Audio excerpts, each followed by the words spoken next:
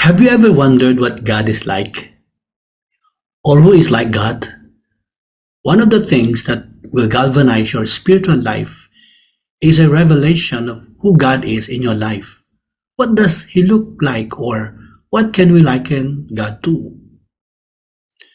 The world has painted a picture of God as uncaring and hard to please.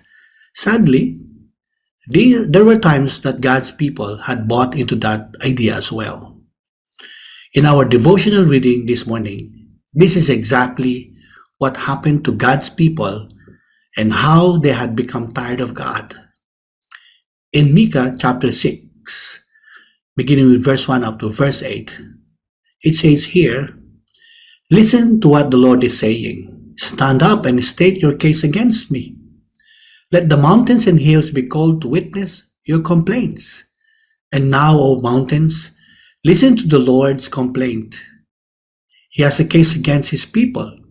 He will bring charges against Israel. O my people, what have I done to you?" God is speaking to his people. "What have I done to make you tired of me?" I mean, the word tired there means be offended or make weary or exhaust. Answer me. And here you would see this is what the Lord had done for his people.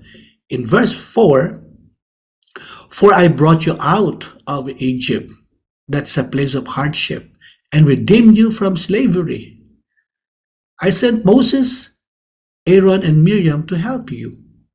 Don't you remember, my people, how King Balak of Moab tried to have you cursed?" So there was a curse pronounced to God's people. And it says here, "And how Balaam, son of Beor, blessed you instead."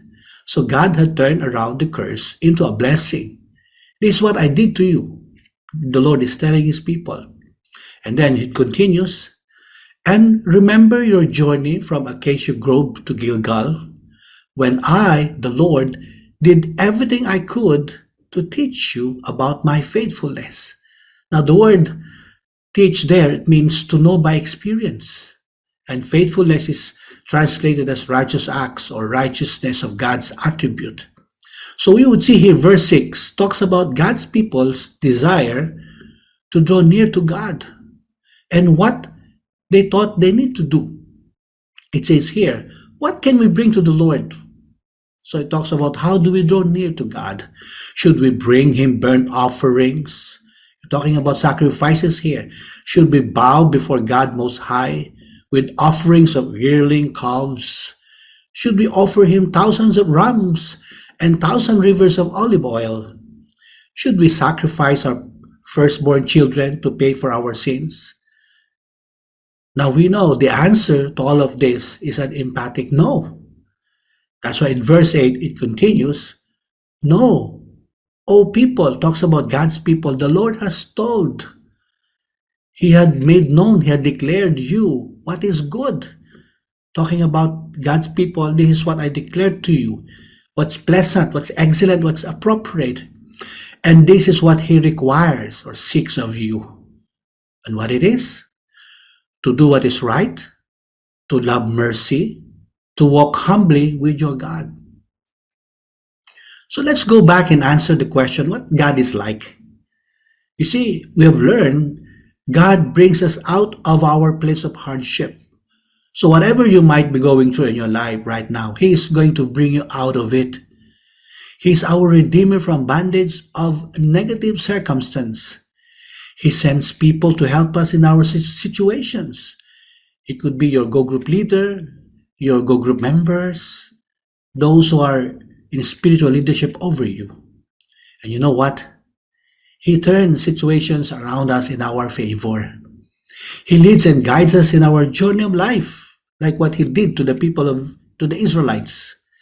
And he will do everything in his power so we may know by experience his righteous deeds and faithfulness. So, what's the only thing we need to do? What he seeks from us? There are only three things we can find here in the book of Micah.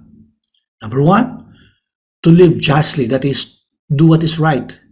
Since we know obedience is better than sacrifice. To obey is better than sacrifice. Secondly, to love mercy. Jesus said, I desire mercy and not sacrifice. And then thirdly, to walk or live humbly with your God. He talks about relationship, which is foremost with the Lord. Remember, the Father seeks our worship in spirit and in truth. Who is like God? None other. God cares, and He is not hard to please.